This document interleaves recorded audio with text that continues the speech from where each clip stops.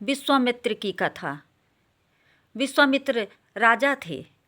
बहुत समय तक उन्होंने राज्य का कार्यभार संभाला, शासन किया और अच्छे राजाओं में उनकी गिनती थी। धीरे धीरे समय व्यतीत होने पर वो संत बन गए, तो उनको ऋषि विश्वामित्र जी कहा जाने लगा। वही विश्वामित्र जी हैं जिनको जो अयोध्या से राम लक्ष्मण को लेके गए थे, मांग के ले गए थे, तो शिक्षा ग्रहण कराई वहीं पर विश्वामित्र जी ने ही शिक्षा ग्रहण कराई थी। वही विश्वामित्र थे।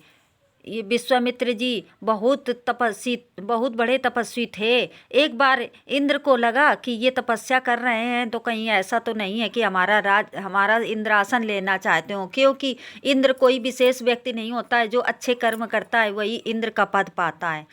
तो इंद्र ने यही सोचा, तो उन्होंने एक मेनका नाम की, अपने इंद्रलोक से एक मेनका नाम की अप्सरा को भेजा विश्वामित्र जी की तपस्या भंग करने के लिए।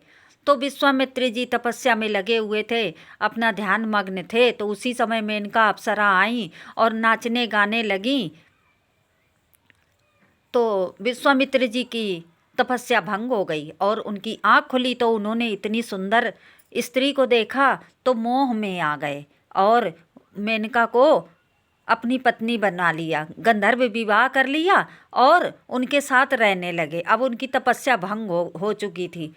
धीरे धीरे समय व्यतीत होने पर मेनका अप्सरा गर्भवती हुई और उन्होंने एक कन्या को जन्म दिया जिसका नाम शकुंतला था। जन्म देने के बाद मेनका अपने इंद्रलोक में चली गई, क्योंकि उन्होंने विश्वामित्र का तप भंग कर दिया, इसीलिए वो आई थी पृथ्वीलोक में। तो इसके बाद जब चली गई तो विश्वामित्र जी को भी उस समय बड़ी ग्लानि हुई कि अरे, हम तो भगवान का स्मरण कर रहे थे, तपस्या कर रहे थे, हमारी तो तपस्या भंग हो गई।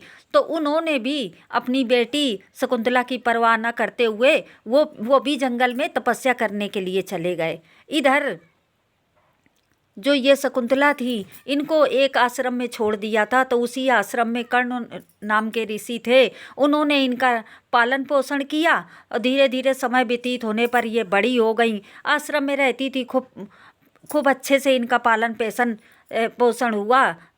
संतों के यहाँ फूल तोड़ के लाना, भगवान की पूजा करना, भक्ति भाव में लगी रहती थी।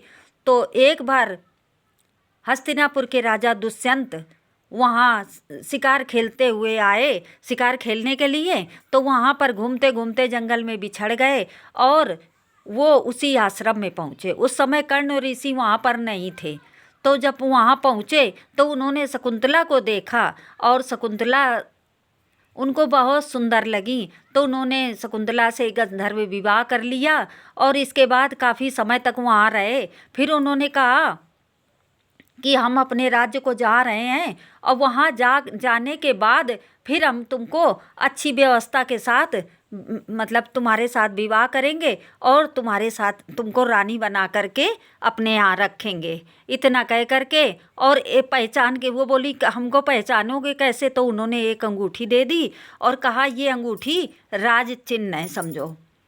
तो और इतना कह करके वो चले गए। जब चले गए तो धीरे धीरे समय व्यतीत हो गया और इधर शकुंतला भी गर्भवती थी। समय बीतते गए। फिर कर्ण ऋषि जब कहीं से वापस आए तो उन्होंने कहा अरे बेटी, ये क्या हो गया? अब तो समाज में सब लोग पूछेंगे कि कैसे क्या हुआ, तो क्या बताएंगे हम? तो उन्होंने बताया कि नहीं, वो राजा दुष्यंत हैं, हस्तिनापुर के राजा हैं, हमको वहीं छोड़ आओ चल के। तो उन्होंने कहा अच्छा। अब कर्ण ऋषि और शकुंतला दोनों लोग हस्तिनापुर पहुँचे और हस्तिनापुर जाने के पहले एक बार शकुंतला बैठी हुई थी, यही राजा दुष्यंत के ध्यान में बैठी हुई थी। तो उसी समय दुर्वासा ऋषि वहाँ से निकले और उनकी नज़र पड़ी उन पर, और लेकिन शकुंतला ने ध्यान नहीं दिया। तो दुर्वासा ऋषि को क्रोध आ गया और उन्होंने कहा इतना मत मस्त हो कि जिसके ध्यान में खोई हुई हो और हमको प्रणाम तक नहीं किया है, वही तुमको भूल जाएगा। ये श्राप दे दिया। तो इधर कर्ण ऋषि के साथ शकुंतला जब वहाँ गई हस्तिनापुर, तो उन्हीं के श्राप के कारण राजा दुष्यंत ने उनको पहचाना नहीं। अब इधर ये तालाब में, जलाशय में हाथ मुँह धोने के लिए गई थी।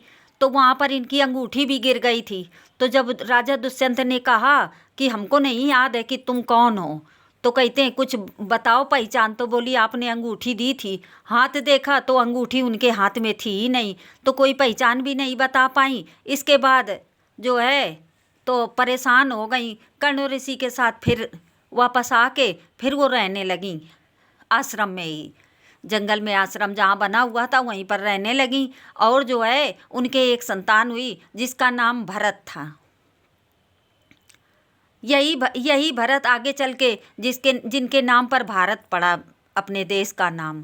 तो दुष्यंत को कुछ समय बाद दुष्यंत के यहाँ, राजा दुष्यंत के यहाँ वो जब अंगूठी थी तो वो अंगूठी मछली निकल गई। मछली को एक मछुआरा ले गया। मछुआरे ने जब उसको बेचा तो किसी के यहाँ जब काटी गई तो उसमें अंगूठी निकली, राज्य चिन्ह था।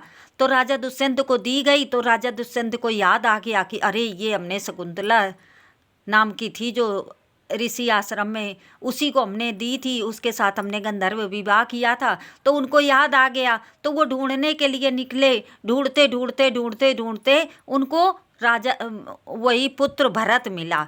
तो वो शेर के बच्चों के दांत गिन रहा था। तो उन्होंने कहा अरे ये बालक इतना बलवान है कि शेर के बच्चों के जो है दांत गिन रहा है। तो पूछा कि बेटा आप कौन है? बोले मैं माँ शकुंतला का पुत्र हूँ और राजा दुष्यंत का पुत्र हूँ, राजा दुष्यंत और शकुंतला का पुत्र हूँ। तो उन्होंने कहा राजा दुष्यंत तो हम ही हैं। तो उन्होंने बेटे को गले लगाया, फिर बोले कि चलो अपनी माँ के पास। तो राजा दुष्यंत शकुंतला के पास गए और अपनी भूल की क्षमा मांगी। इस तरह से शकुंतला और दुष्यंत फिर से अपनी राजधानी वापस गए भरत को ले करके। वो भरत आगे चल के बहुत बड़े राजा हुए। उन्हीं के नाम पर हमारे देश का नाम भारतवर्ष पड़ा।